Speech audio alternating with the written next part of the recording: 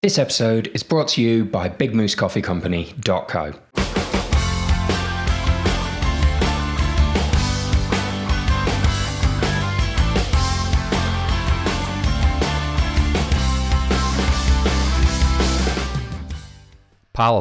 Pals, welcome to another episode of Everything Endurance. Thank you, as always, for being here with me, for allowing me into your ears. It is greatly appreciated.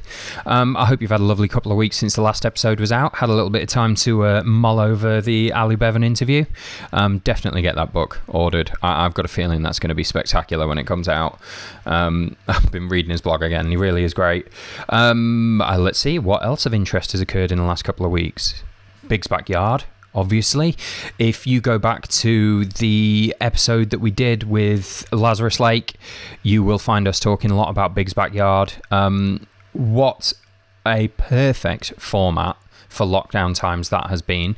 A race that requires only a very small loop for people to run over and over again, where they're very much doing their own thing, and these events have been scattered out around the world and all happening at around the same time. And let's see, Karel, Sabbe, I'm very sorry if I've got your name wrong there, but of Belgium, who we talk about a bit more in this episode coming up, actually, pulled out an absolutely outstanding performance to win that this year, just ahead of Courtney Dauwalter.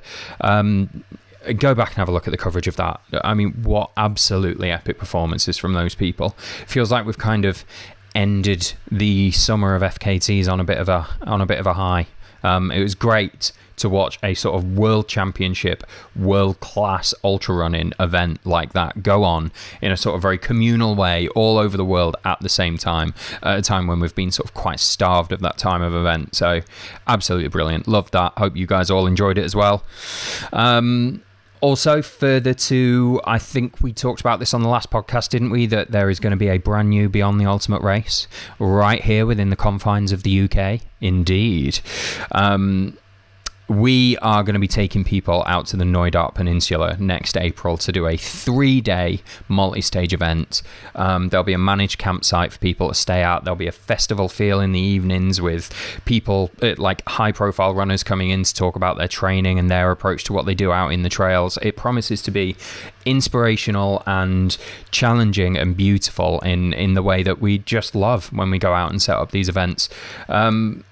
It also promises, as I said, to be in the Knoydart Peninsula, which is, as far as I can tell, one of the closest things to Middle Earth on Earth. I mean, what Lord of the Rings scale territory we are talking about there. It looks absolutely stunning. If you want to be among the first people to hear details about that race, and to be among the first people to hear when entries are open for it, which is the key thing really, isn't it, then head over to the website www.beyondtheultimate.co.uk and look for the Highland Ultra. Send us your registry of interest. It's just name and email address and we'll get in touch with you.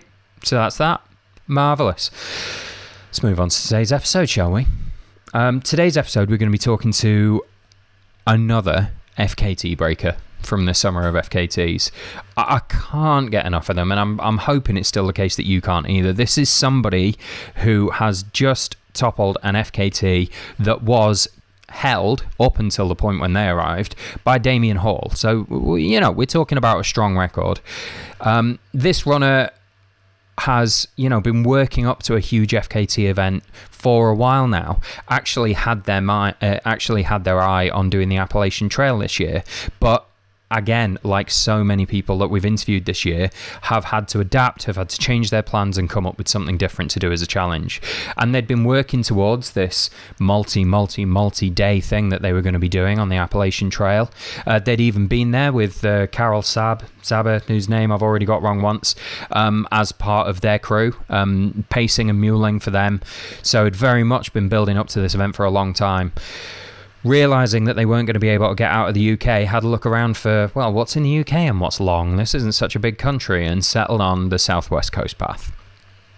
630 miles of up and down coastal headland, and anyone who's been down the sort of Jurassic Coast and seen it will know that what it lacks in mountains as such, it makes up for in short, sharp shocks of ascent, which he'll have got very used to over the 10 days that he spent out on that trail. He's knocked 3 hours off the existing record and really is making a name for himself. Also, he's a fellow podcaster that records interviews with other runners. You should definitely go over and check out his podcast. I will be linking to that in the description under this. So once you've listened to him on this podcast, perhaps you could go and listen to him interviewing other people on his. If that's the kind of thing that takes you, if that's something you're going to enjoy in the long run, then get into that. But I'm sure you're going to enjoy listening to this guy. Absolutely lovely bloke. I am obviously talking about Kristian Morgan. So, welcome then, Chris Morgan, or Kristian Morgan. Which do you prefer, mate? Yeah, no, it's up to you. I'm good with Chris or Christian. Either way is good. Go Christian, actually, because all my social media is Christian. So, be like, who was that guy? Oh, Christian. So let's go with Christian. A very, very astute. Yeah, well thought through. That'll make things easier for me as well, because obviously we have a Chris with a K who's usually a bit of a regular feature of the podcast. So aside from the fact that you don't have his ridiculous lockdown ponytail, this will stop me getting two of you confused. How are you doing at the moment?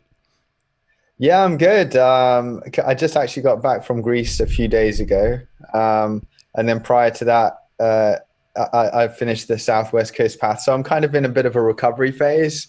I think I just had a bacon and egg sandwich and a pastry for breakfast, and I'm drinking a black coffee. Yeah, I'm good. It sounds like the world's perfect. That's everything you need.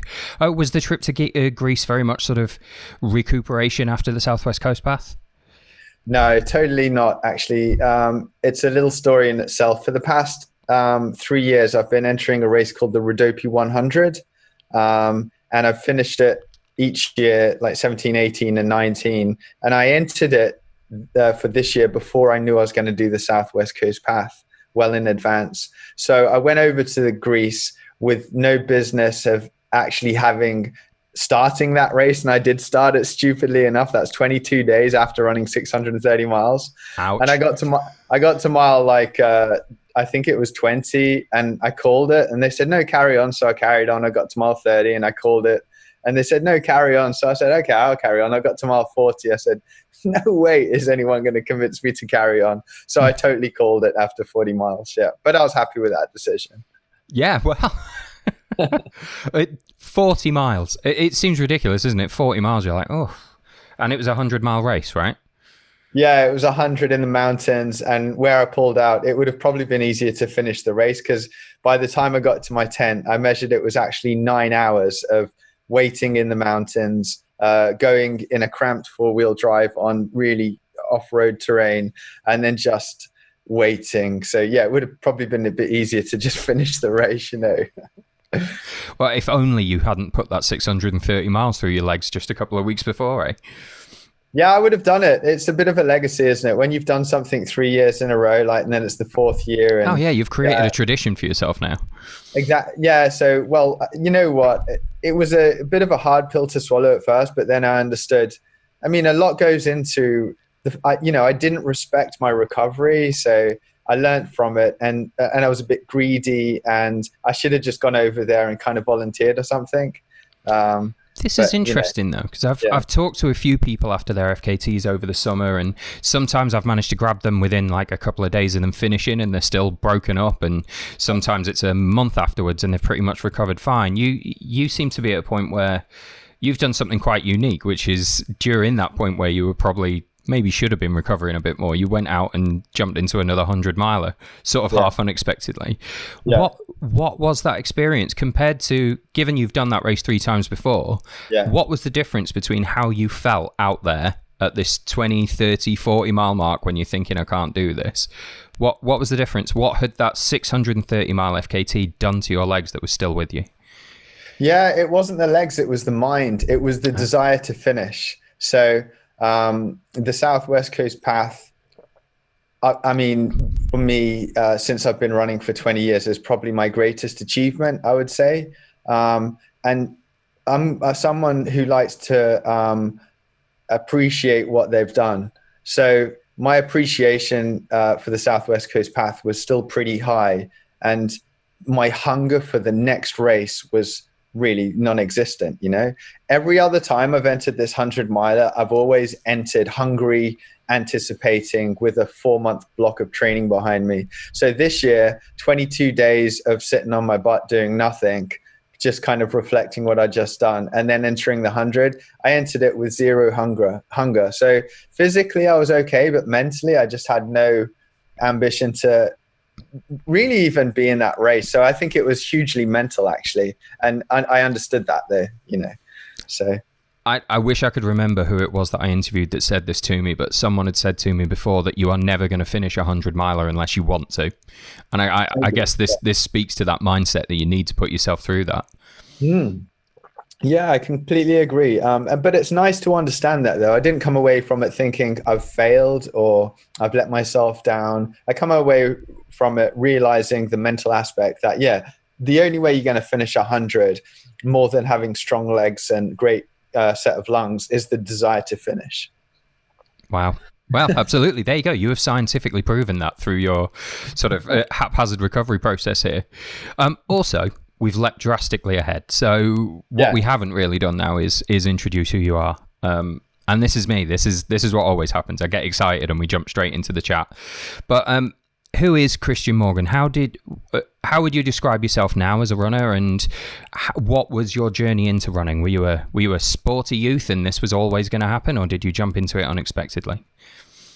Yeah, I mean, as a teenager, my family moved us over to Australia at the age of 4. I was 4 years old. So I spent up to the age of about 10, 11, you know, all the way up till secondary school in Australia. I was going to say, you didn't expect me to go that far back, did you? Like, dude, hold on, I'm talking about running. No, absolutely. I wanted the whole story. We've got a good hour here. Let's do it. Yeah, so we came back to England. I went to secondary school in the UK. And yeah, you asked, was I a sporty youth? Yeah, I was always one of the kids who was better at kind of when we were doing sports. I was not team sports. I didn't really like football and stuff, but those solo endeavors, which would, I guess, include swimming, athletics, I was really good at naturally. But at school, I kind of wasted my time with, actually, I wouldn't say wasted, but I spent a lot of time kind of smoking weed and stuff. So I didn't actually enter my first marathon until the year 2000. And by then I was 23 years old. So I wasn't really a kid getting into it. I was more like a young adult. So ran my first marathon at the age of 23, which was the Wolverhampton Marathon, where I was born. And it was pretty cool because 16 years later, when I'd got a bit faster at running and stuff, I went and won. So 16 years later, it was my 100th marathon, and I won that marathon on my 100th marathon. No way. Yeah, I went back. I was so chuffed with that. And so, yeah, I mean, and in between the first and the 100th marathon, obviously there's 99 or whatever, 98 other marathons. And yeah, my journey started in my early 20s with endurance running. Wow. Which is fairly young. I mean, for people who haven't come into marathon running because they were into athletics when they were younger, marathon running is often something people pick up quite a lot later in their lives when they've got the time to dedicate to the training. Did you dedicate a lot of time to training before you went in for that first one in Wolverhampton?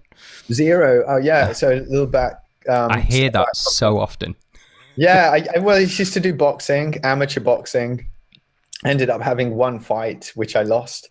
And part of the training for boxing was a little bit of jogging, you know, a little bit of running. So, yeah, the only kind of running I'd done prior to that first marathon was probably about a mile jog down to the pub and back. And, yeah, I just entered the marathon. I'd done a few – actually, no, that's not so true. I did a few 4-mile runs in the local area, but I hadn't done any kind of marathon training. And that was so cool to just finish that first marathon. It was for me, it was such a life-changing event. And it definitely turned me in a direction that I wasn't heading before I entered that marathon. So, yeah. I mean, that 4 or 5 hours or whatever your first marathon was can change you a lot. Yeah, totally. You've run marathon, obviously. And Yeah, Well, yeah. Nowhere near as many as you, Kristian, but yes, I've run a couple of road marathons and a few ultras in my time. It's been a little while now. Change your life though, that first marathon, or not really? Or Oh no, absolutely. I crossing the finish. It was the Berlin Marathon was my first. nice. And I'd been injured on the run into it. I hadn't done anything like the training I wanted to do, so I was very much one of those people standing on the start line thinking, "Oh no, I'm going to have a terrible day. Like this isn't what I signed up for at all," and loved it. Had it absolute. I mean, I was slow. I ran the whole thing, but in about 4 hours 50. But so mine was 4:46. Yeah, so very similar. But yeah, came out the end of it realizing that I could do a lot more than I thought I could when I went into it, and that sticks with you. Yeah. I obviously stuck with you. A lot of road marathons then over the time. When did you start making a bit of a transition to trail, or have they gone sort of side by side for you? Yeah, I think the first 3 years, so 2001, 2, and 3, I think they were predominantly road, and they were predominantly the same marathon. So I used to float around Wolverhampton, Belfast, because I have some family in Ireland, even the Dublin. So yeah, they were all road marathons for a couple of years. Then I did my first trail marathon somewhere in the UK, and it's a completely different experience. You go a lot slower, obviously. But I think originally it was road marathons, but then trail marathons did eventually start creeping in, and I think by I'd say by 2009 I ran my first ultra marathon, which was also trail, and then it wasn't really until 2015 that I really leaned towards more mountain trail, because trail and road are pretty different, but mountain ultra and road are totally different. I mean, there's no hiking. There's a lot of hiking in mountain ultra marathon. So even across country in the UK, you might not actually hike, So yeah, I liked that aspect. And so 2015 is when I really transitioned. And since then, I can't remember. I think, maybe the Wolverhampton Marathon in 2016 was my last road marathon, I think. Oh, wow. Okay. So you have made that transition. You've moved from one to the other now. Yeah. Well, we talked before about 100-miler being something you can't finish unless you want to finish it. And, that's coming from the point of view of people who have run marathons and stuff. Actually, a marathon you're not really going to finish unless you want to get to the end of it. What was your motivation? Because something obviously stuck after that first run through Wolverhampton. Something made you keep going back to the trail and keep going back to these long distances. So what is it that you take from it? Self-belief. Crossing that finish line the first time made me believe in myself more than I'd ever had the opportunity to before. And it's something you have to work for. Self-belief doesn't fall in your lap. It doesn't matter what background you come from or anything. If it's worth it, you've got to work for it. And I think the first marathon taught me that anything worthwhile takes effort. And I think it's the self-belief. And I'll stick with that for sure. The fact that you believe you can achieve, like you said, more than you actually expected. So that helps me tap into, I can actually do more than I expected. But you only realize this by stepping outside your comfort zone and challenging yourself. That's absolutely true. Absolutely. Yeah. Well, you've stepped outside your comfort zone and challenged yourself to quite a large extent now. We're getting closer to current times as we go through your history. When did you start doing sort of multi-stage or multi-day stuff? Because the Southwest Coast Path, you were out for a good 10 days. I can't imagine that was the first time you've done a sort of more than a single day run. Yeah, I guess I've got a bit of a multi-stage history. I could go into, my multi-stage history. And it all started with Marathon des Sables, which is pretty famous, I guess, in the world of running. And that was fairly, Yeah. Across the desert, really great memories. And I think that was the one that just really spurred me on, to think, okay, I think I like this trail running and this multi-stage, and it's more of an adventure than going and running just a regular marathon, And yeah, that's where I met Karel Sabbe, who has the record, the fastest known time for the Pacific Crest Trail, the Appalachian Trail, and he just won Big's Backyard Ultra against Courtney Dauwalter in America. So yeah, and then after that, Karel invited me to come out and help pace him on the Appalachian Trail, which was 2018.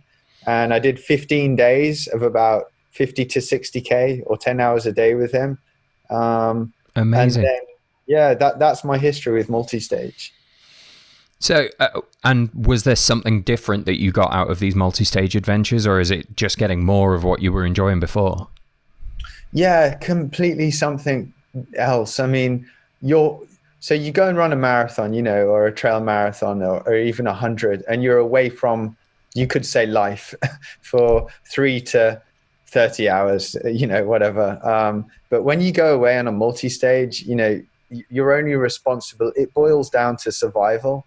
You're just doing what you need to do, pushing your body to the edge to survive. And for me, that's really appealing, as for my personal character. I really like to just find out, the raw instincts of a human and strip everything down and just move forward, eat to move forward, sleep and repeat.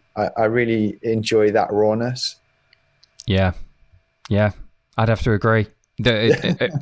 I say this as someone who's done all of one multi-stage ultra, but what got it for me is I was on another planet during that period of time. I was in another universe. There was only me and that experience that I was in, and the people I was sharing it with, who were a big part of it. That's true, but there is nothing more than the experience you're in at that time, and that's not something you get to experience a lot in the times we live in. All the hairs are standing up on my arms, honestly. Yeah, for sure. That's what I should have used my Marks and Spencer's voice and really utilised this mic while I was doing that bit. We could have played that back afterwards for promo. No, but I'd absolutely agree. Yeah.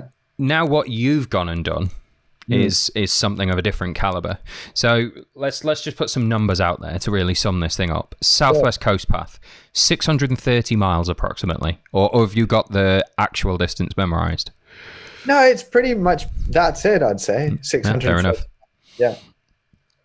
Do you have any idea how much ascent there is involved in that? Because, that's an up and down. There's a lot of very steeply up and down areas of coastline you're covering there. Yeah, I feel really bad that I don't have the exact number, but it's about roughly 11 to 12,000 feet a day. Which is approximately a lot for anyone out there. It's like 4 Everests from start to finish, from sea to summit 4 times. That's not a bad number of Everest to cover in 10 days, rather. Yeah. That's bloody impressive. And the whole thing was 10 days, 12 hours and 6 minutes, which was, 3 hours ahead of Damian Hall's FKT? Yeah, just over 3 hours. So... Well, if he's going to go out setting a whole lot of new ones this year, he's got to expect someone's going to start picking off his old ones as well. That's only fair.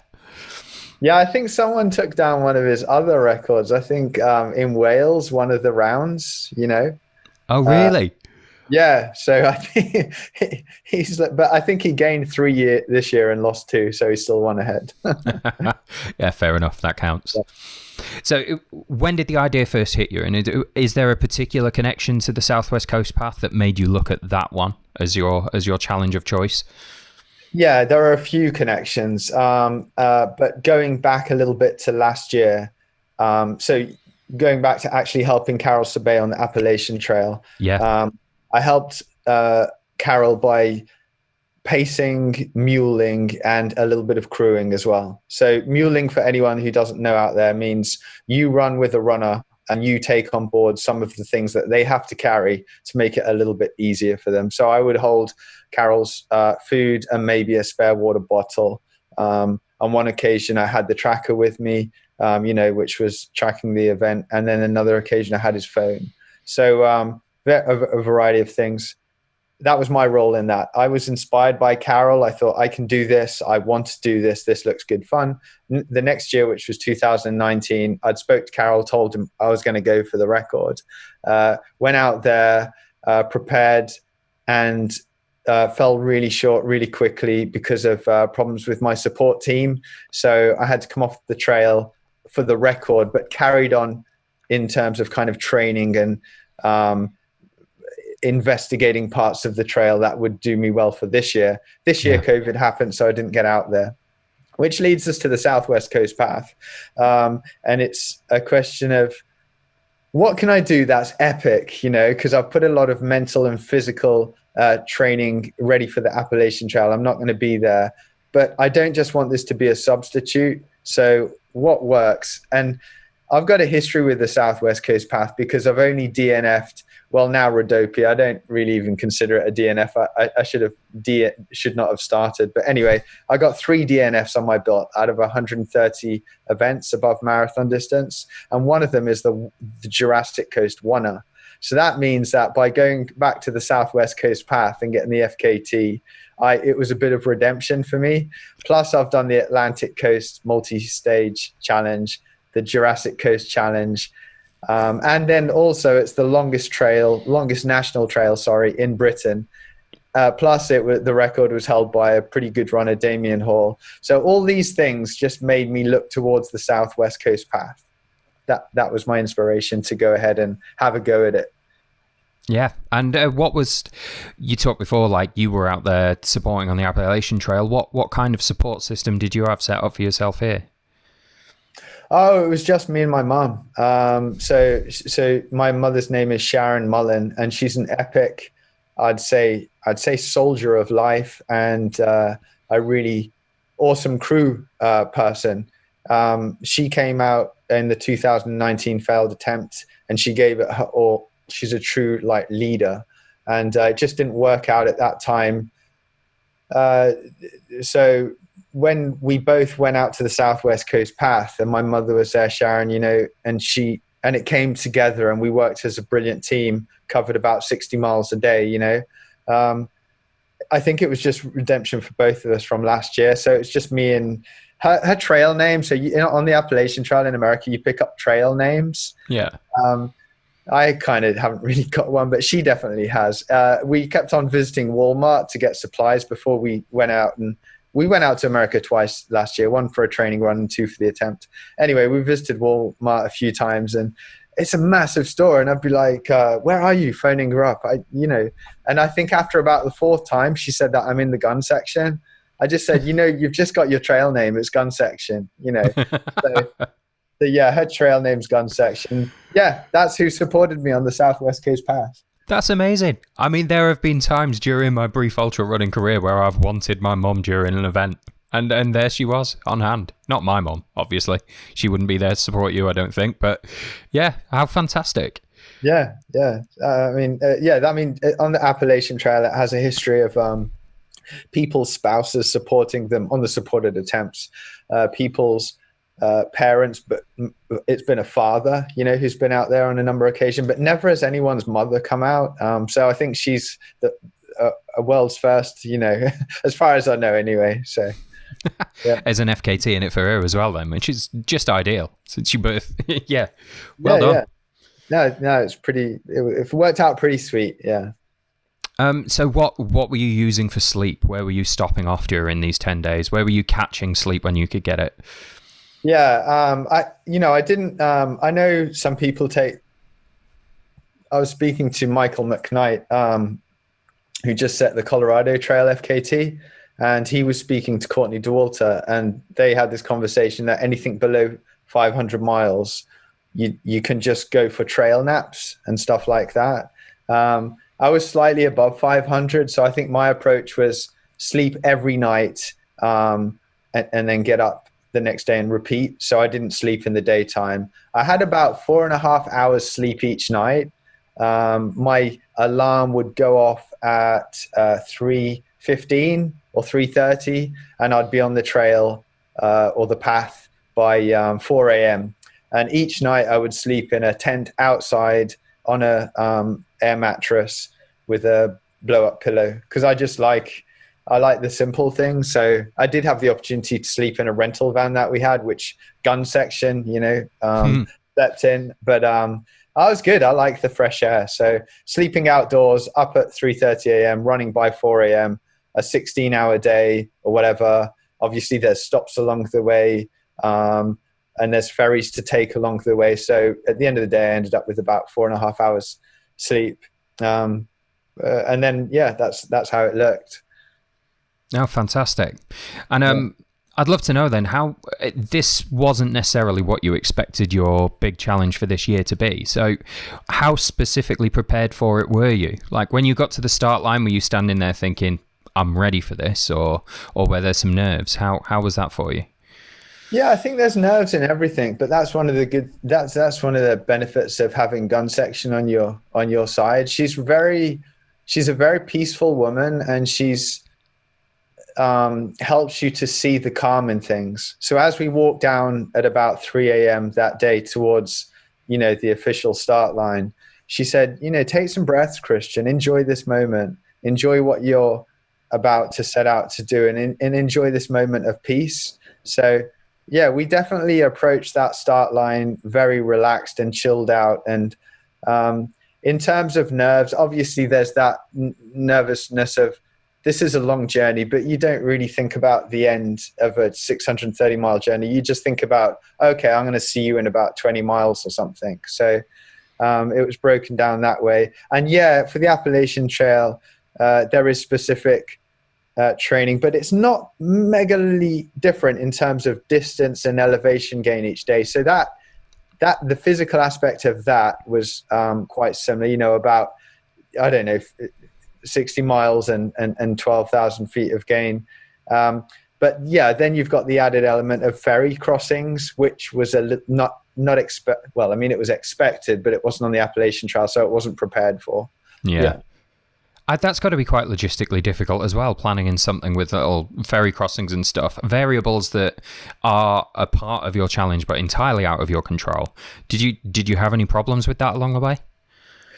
I mean, not really problems. I mean, it's kind of simple. If you get there and it's closed, the ferry, if you get there outside of ferry operating hours, you have to run down to the point of which you would have got in the ferry, run back to the point at which the van is allowed to drive down to, jump in the van, and basically drive all the way around to the other side, get out the van, run down to the point you would have got off the ferry, and then continue on your journey. So not really difficult. A bit annoying if you noticed that, say, for example, Damian had made it inside ferry operating hours and you didn't, so you had to drive. I think one day I was in the van for about 2 hours, which was like, well, it was what it was. The ferry wasn't operating, so I just kind of reacted positively to everything.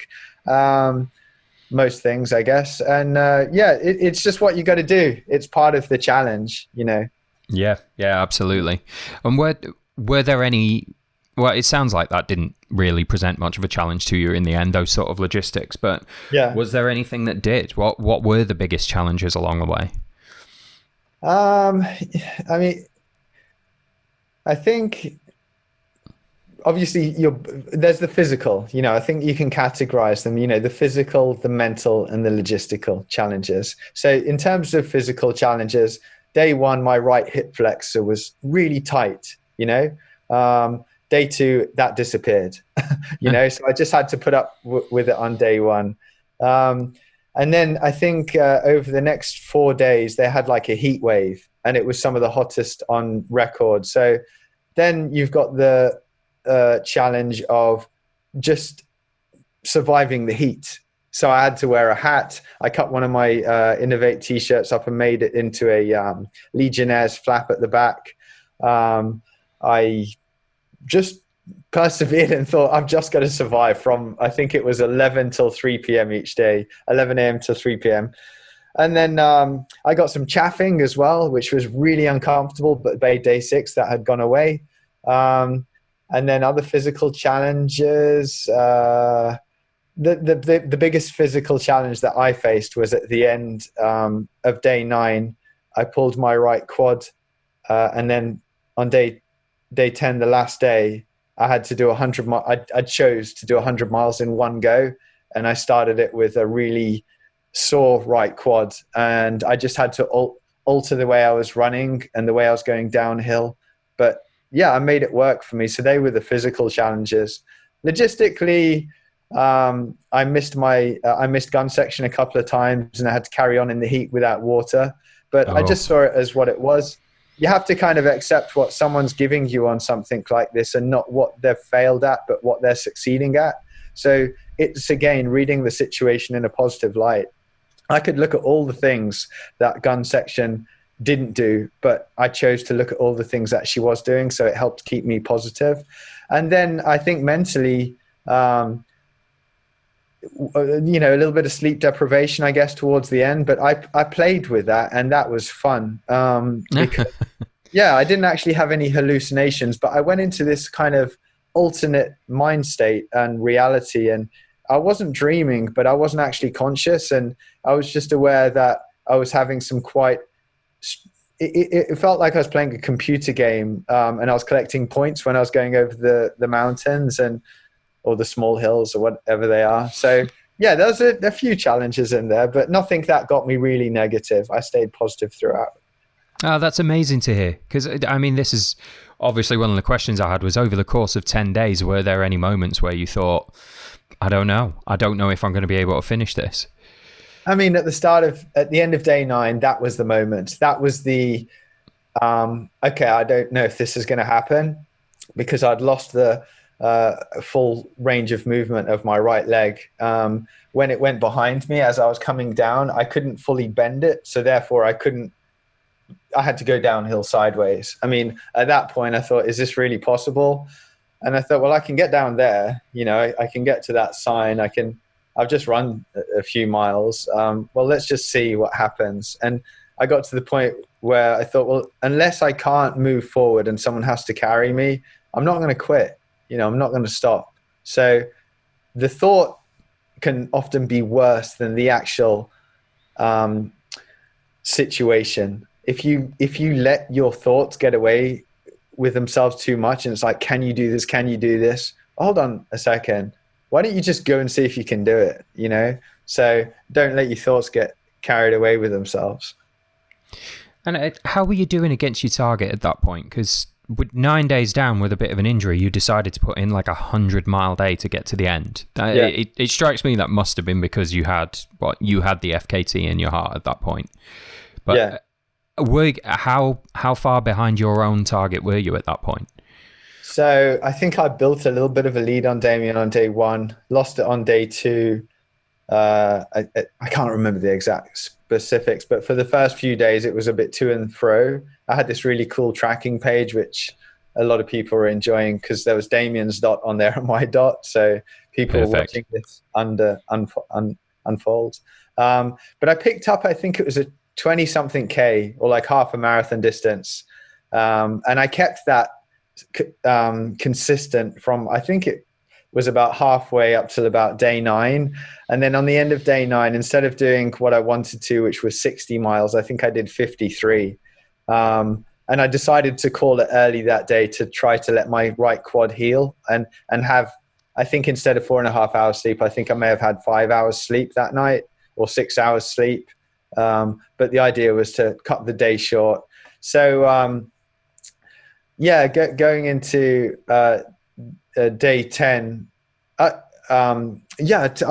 thrown myself and forgot the start of the question. What was it again? No, that's quite all right, mate. Oh God, you've thrown me now as well. Where did we begin that thought? Something to do with Damian, and was I on point? Oh yes. How were you on your own target there? Yeah. So I'd lost 7 miles on the end of day 9, but I knew I was still about 5 miles ahead. So, and the thing which actually played to my advantage is, and Karel said this to me, not in these exact words, but when you go for an FKT, it's like having a game of cards with someone and seeing their hand, because you know what their time is, so you know what you need to aim for. So I asked Damian how long he slept for on the end on day 10, and I think he said he had a good couple of hours sleep and he was camping with his kids. So I thought to myself, he was sleeping. So if I just push through and don't sleep on day 10, I'm going to gain back the time that I lost. Plus I've got the little bit of a lead that I already have. So that really played strong to my favor mentally, because I felt I had that advantage of Damian sleeping, his kids are there, it all sounds very nice. And I thought, no, if I just grind out 100 miles, I'm going to be able to get the FKT. So, yeah, I did lose a bit of my lead, but then by not sleeping on day 10, 30-minute power nap, I was able to get back on track. Oh, fantastic. I mean, that must have been a really, really tough day. Let's visit that a little more. I mean, we're talking about a 10-day thing here, but that last 24-hour period, you covered 100 miles.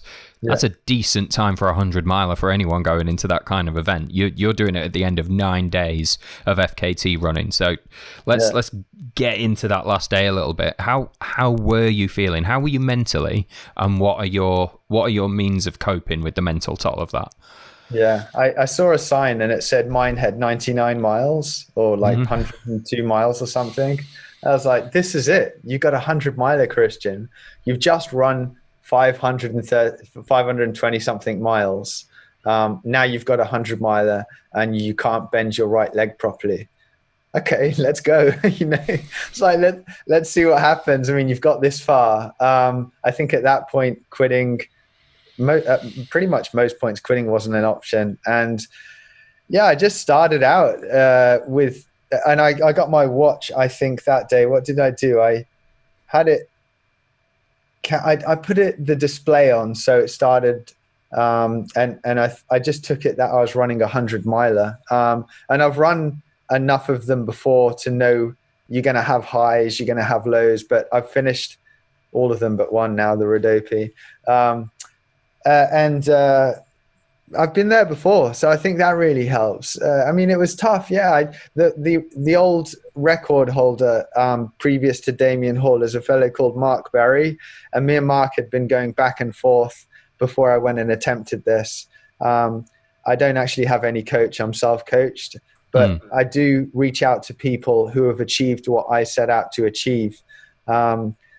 And try and gather information off these people. So Mark was a great source of information. And the great thing was on day 10, he turned up, with his camper van and his wife, Lorraine, and they, spent time with me. And Mark came out with me, and there was a really long tarmac road section. I mean, it just seemed to go on forever. And Mark was with me for this entire section. And he said that when he was running it, he had about, I think he said 20 people with him or something, because by then friends had come out. And someone said to him, Mark, do you know that you're running 7-minute something miles? Wow. I tell you what, it made me feel like a bit like a loser, because I was hiking at that point. Like, it was flat. I had my Lecky poles out, and I did run later on. But this was, I think I had a long section of hiking on that last day on that flat tarmac. I don't know the distance. Let's just say it was, I don't know, 20K or something, Yeah. But I hiked it. And then I think the sleep and the hiking helped my right quad to kind of heal. And then I was able to start jogging again. On the nighttime section, Mark had gone by then. We formed a bit of a little crew. Eventually, some other people came out, a fellow called Marcus, and Mark Berry's friend. And then I think Mark Berry's like not stepson, but son of Lorraine, and he came out with the dog. And there was a bit of a crew of us. Then those guys left, and then this guy called Jonathan came out, who was actually one of Damian Hall's run coaching clients. Oh, wow. It was so funny because he came out and arrived at the bit where I'd said goodbye to Mark Berry and everyone. It was dark, and this is where I had my 30-minute power nap. So I jumped into the tent. It was set up, and honestly, right, when I woke up after that 30 minutes, I felt I'd had about 4.5 hours. It felt no different from the rest of the other 10 nights or 9 nights. So I got up really fresh. Jonathan was just a solid guy. I think he's been like top 5 on the spine. He's a really good runner. Great coach, obviously, Damian. So, Jonathan just really helped get the best out of me. And my sister was there at that point. My sister did 40-mile stretch with me. Amazing. Yeah, we did it. It was a long, long day, but we did it. Incredible. Yeah. And look, there's no getting around it. When I do these podcasts, you always get into the part of what people are interested in is this nitty gritty of how you get through the dark moments and the difficult parts. But I'd love to hear a little bit, because you're talking about a beautiful area of the world there. What are the bits that stick with you for positive reasons? You know, sometimes it's a particular sunrise one morning, or something you've seen, or something someone's brought you along the way. What sticks with you is those really positive takeaways from the experience. Early on, around the first few days, obviously getting up at 3:30 in the morning, you've got to use a head torch for the first couple of hours of running. So I really enjoyed the dark morning runs with my head torch. I had one coffee every day to not really trouble gun section too much. She prepared the stuff on the nighttime. So I had a cold coffee and some oats in the morning, and I'd have these oats and cold coffee. So it'd be cool. I'm on this FKT. I've got my head torch on. It's dark. I'm buzzing, from the caffeine, and I'm just having a ball. I mean, just the world's so quiet in those early morning hours. Probably 99% of everyone in the UK is asleep. I'm out there with my head torch. And just that in itself was absolutely just a treasure. Some funny incidents are that I looked up to the sky one morning and I said, please, Greek gods, give me the power of, I don't know, Spartoth or something. And the minute I said SP, like Spartoth, I kicked this rock, and I didn't trip over, but I took a couple of fast steps forward, almost tripping over, and it just made me burst out laughing. So I thought the irony, another time I was running and I've said this before, but I saw what looked like quite a fast airplane. So that's a really fast airplane. And then, when I looked at it actually with more concentration, I realized it was the most slowest meteorite I've ever seen burning up along the Earth's atmosphere. Oh, wow. I just stood there and just watched this thing for, I couldn't count. I don't know how long it was, but it was slow enough to just slowly turn my head and watch it. And that for me is astrologically one of the most amazing things I've ever seen, Then the wildlife is pretty amazing. I saw seals just bobbing up and down in the ocean. Beautiful. Wild mountain goats, the horses, the wild horses. It really is a place of beauty. Some of the old fishing towns that I went into, I definitely want to go back and revisit and just kind of spend some time there, eating some, I don't know, some mussels or something, and have a walk around the villages. It's a place of beauty. It really is. It's a lovely place. Well, there you go. You should get commission from the tourist board for that. That's made me want to go there immediately. Well, no, it's all true. Yeah. I don't know if you'll see a slow shooting star or that, but I can't guarantee that. But no, it's okay. I'm not going to hold you to that. Yeah. How about some more numbers from the event? Sort of, are you very scientific in the way you prepare for these things, in that you could tell me right now sort of how many calories you were getting through a day and what you were eating, or are you just eating whatever you can get your hands on as you go along? Yeah, so after I ran that 100 miler last year in Greece called the Rhodope, I think a day or two afterwards, and it's something I've played with back over the years, over the past, I'd say 20 years, is just cutting out meat and dairy. So I just decided I wanted to be vegan. I was like, this is it. In fact, I think I watched Game Changers. That's pretty influential. And so from that day onwards, October last year, for 7 months, I wasn't strict vegan because I did have honey, but I was pretty much vegan besides honey. So I was, I didn't eat fish and stuff. And when I approach, and as the time went by, I started thinking to myself, do I really, because at that point I still thought I was going to go out to the Appalachian Trail, and I thought, do I really want to be running somewhere in Georgia and a grandma comes out with some apple pie and says in a deep southern drawl accent, oh, do you want to try some pie? And I'm like, oh, has it got dairy in it? Because I don't want any of that. and I really enjoyed, the vegan culture in Koh Phangan, which is an island that I stay on in Thailand. But once I left that, because I went there for 3 months this year, and that's where I was really enjoying being vegan. I found there's less of a, I guess, kind of vegan culture and less exotic fruits in Britain. I'm getting to your question. The answer. I believe you. Yeah. And so anyway, yeah, anything and everything. I did 7 months of no meat, no dairy, but then I thought, I want to eat cultural food. I don't want to really separate myself from people with a diet. So yeah, I had the anything and everything approach. But what I did do was I didn't overindulge in any meal at all. I never filled myself up during those 11 days. And Karl Meltzer, someone who I speak to quite a lot, said, don't feast or famine. Don't eat too much and don't let a lot of time pass by where you haven't ate anything. So you're just kind of having lots of little bits constantly. I didn't count the calories, but however, I do have some statistics in terms of my weight. I think when I started, I was about, I think I was around 69.5 kilograms. And when I finished, I was about 63.5 kilograms. Oh, wow. Yeah. So that's 5 kilos. Let's say it's a max of 5 kilos over 10 days. That's half a kilo a day. So I think that works out about 4,000 calories a day came from my body fat. Wow. Yeah. So that's not how you'd want to approach a long trail like the Appalachian Trail, which is 2,000 miles. But for me on the Southwest Coast path, it was good to allow my body to use body fat and not have to eat those additional 4,000 calories, because that just worked for me, So I probably consumed about 6,000 from food, 4,000 from body fat. So I was probably doing about 10,000 a day, I'd say. Calories. Wow. And 6,000 calories is still a lot of calories. That's still a lot of food you've got to get into yourself while you're going through this challenge. That can't have been easy on the hot days in particular, I'd have thought.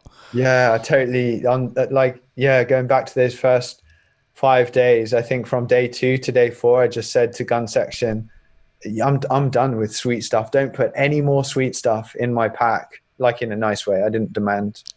No, I get you. It wasn't a diva moment. No, it totally wasn't. It was just like, it's not working. I need salty stuff. So like crisps, pork scratchings were a savior because it's salt and fat. That really was tough on those hot days to get the calories in. But when I cracked that you don't want to eat too much sweet stuff and you want salty, that really worked. And that's why I didn't kind of lean towards eating gels and bars. It was more real food, if you can call pork scratchings real food. But yeah, it wasn't aimed at sports, at athletes. It was actually just sandwiches and stuff like that. Yeah. Fair enough. Yeah. One thing I just wanted to circle back to a little bit is you coach other runners as well. Yeah. You mentioned you self-coach too. So through all this, I've spoken to a lot of people who are, excellent ultra runners themselves, and some of them also coach on the side, but they always go to somebody else to coach them through their challenges. Yeah. For you, is devising your own coaching plan on the run into something like this, is that part of the adventure for you? Is that, would it be taking something away from the experience for you to have somebody else come in and coach you through it? Yeah. So I didn't actually go to an actual coach, but what I did do is there's a fellow called Lanny Basham, and I heard him on Trail Nation running podcast, the American one. Yeah. They had this guy called Lanny Basham, and he's a mental management coach, and he came on and he pretty much said, who do you go to if you want to achieve something? Do you go to the person who has all the theory, or do you go to the person who's achieved what you want to achieve?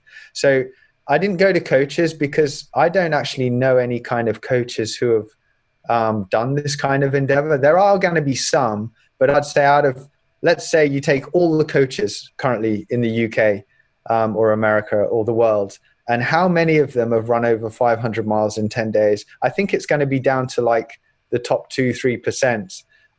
So instead of seeking out those individuals who had done that, I just went straight to the past record holders. So Damian advised me because he's done it and he was the current record holder. Mark Berry, we had hours of conversations leading up to this. about his physical, logistical, and psychological approaches. So yeah, and none of them said, okay, now you have to do this in training. But they did suggest things that they'd done. And then obviously I take what I think will work for me and what appeals to me, and I just go ahead and do that.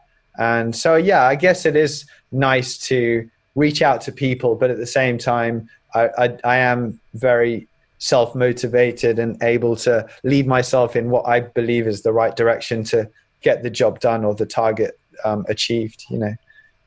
And the Appalachian Trail is still very much on your radar, yeah? Yeah, I'm totally going to go for the record next year, summer. And pretty much the Appalachian Trail has become my life, I guess. I saw the T-shirt you're wearing at the moment for the benefit of those on YouTube. Yeah. So it's funny because it says Appalachian Trail, Maine to Georgia, but I'll be going northbound, which is Georgia to Maine. So I've kind of got it. This is Karl Meltzer holds the southbound record, so this T-shirt would be good for him. No, yeah, definitely I'm gonna get back out onto the Appalachian Trail, and that's my main focus for next year. You know, it's such a big goal. I haven't even put goals in around it before it or after it. I'm just looking to do that. That involves, to break the record on the Appalachian Trail in terms of talking about numbers, you need to run, Karel ran an average of about 53.5 miles a day over 41 days with about 12,000 feet, or you could say 4,000 meters of elevation gain every day over technical terrain. And that includes stopping to meet the crew. So that's my challenge for next year. Yeah, I'd say that's enough challenge, Kristian. I really would. That's big. But what have you taken from your Southwest Coast FKT that you're going to take into the Appalachian Trail? Is there anything you learned from this 10-day experience that will maybe shape your approach to going out to do the Appalachian?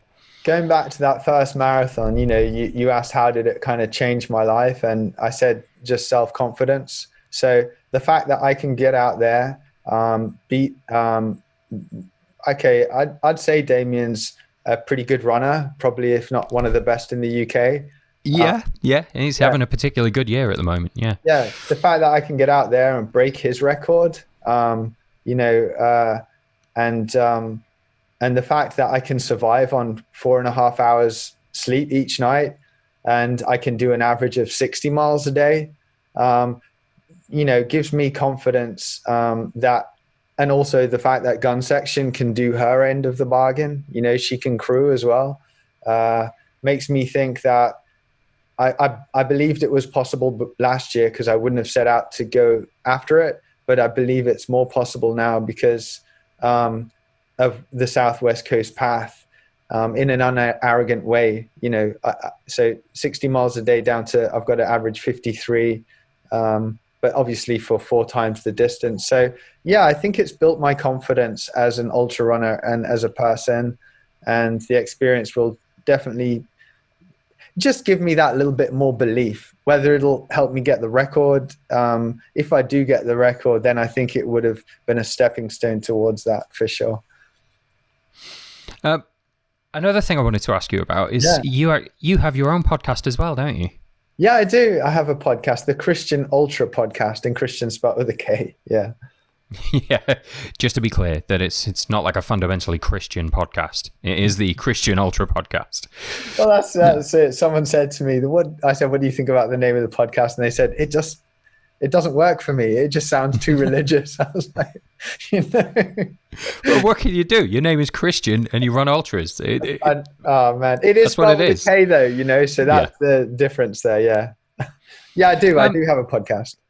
Well, it's not often I get to talk to somebody else who hosts a podcast where they're predominantly talking to sort of big ultra runners and stuff like that. So what have you got out of that helps you with these challenges? Because I get a tremendous amount out of being able to talk to people like you.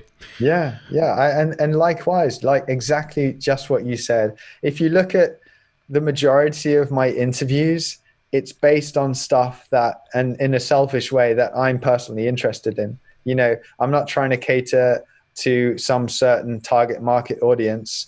I'm not sponsored by anybody. And it's just selfish endeavor of who do I find interesting? Who do I want to talk to? I approach them. And then when they get back to me and we have that, that hour's conversation, it's like you say, it's so enlightening and helpful for me as a runner. So a lot of the guests on my show have been around things I'm interested in. So long trails, I've had past record holders, current record, like, Karl Meltzer, loads of people to do with the Appalachian Trail has been on my podcast. I mean, Mark Berry himself has been on my podcast leading up to the Southwest Coast Path. Damian Hall was my last guest as well. Well, I was about to say, you interviewed Damian Hall after you broke his record, is that right? Yeah, I did. Not on purpose, but yeah.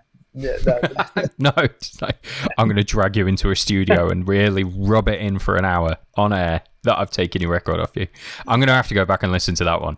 Yeah, you know what? You don't know what someone's like until you actually have a chat to them.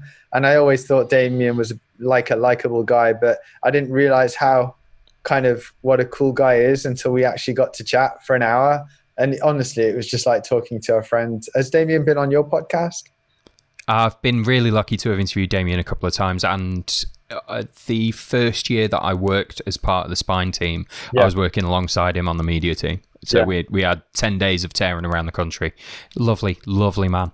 Yeah, he's a real, like, genuinely, just a nice guy. Yeah. So, and that's what the podcast does. It gives you this key into doors that you potentially wouldn't have had the key to otherwise, unless you had the podcast. Because if you just go and phone up someone and say, I want to talk to you for an hour, it's like, what for? It's just because I want to talk to you.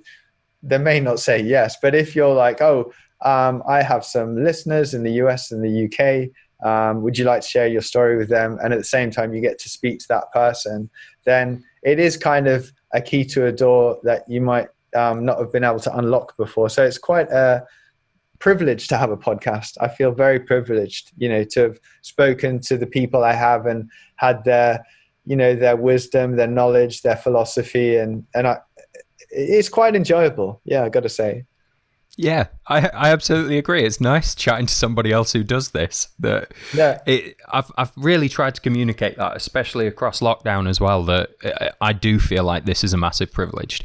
There's no other circumstance that I can think of under which I'd have just contacted you out of the blue and said, do you fancy a Zoom call where we'll just talk about what you do as a runner for an hour?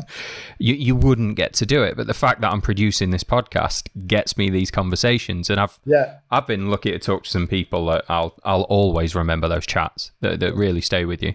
Well, obviously you make the top 3 immediately, Kristian. I just want to be clear on that. Only top 3. I'm so disappointed. I mean, I've got to be a little even-handed. There's other guests out there that might be listening, I feel completely disappointed. Oh, well.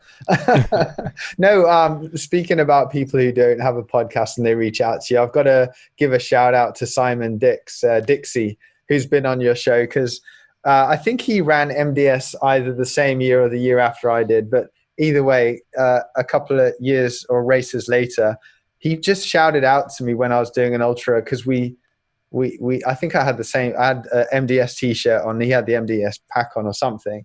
And then years later, he reached out to me. I can't remember if it was this year or last year. And we did have that conversation before I even had a podcast. So, don't give up, people out there who don't have podcasts, who want to speak to people. Because Dixie actually came out on day 7 of the Southwest Coast Path. And he did 40-mile stretch with me. And he's a solid dude. And yeah, I just got to give a shout out to him. And anyone who wonders who Dixie is, obviously go back to whatever episode that is when you have a full-on chat with him. Yeah, thanks. You've just plugged another podcast episode for us. That's absolutely brilliant. Yeah. Dixie, in fact, that's come full circle quite well. Dixie won our Ice Ultra earlier at the start of this year before the world went completely insane. So, yeah, we know Dixie well. Well, hi. Yeah. Hey, Dixie. Good to meet you, man. Awesome. Well, look, before I leave you to the rest of your day, Kristian, other than the Appalachian Trail, are you purely fixed on that, or have you got any other bonkers ideas for the future beyond that?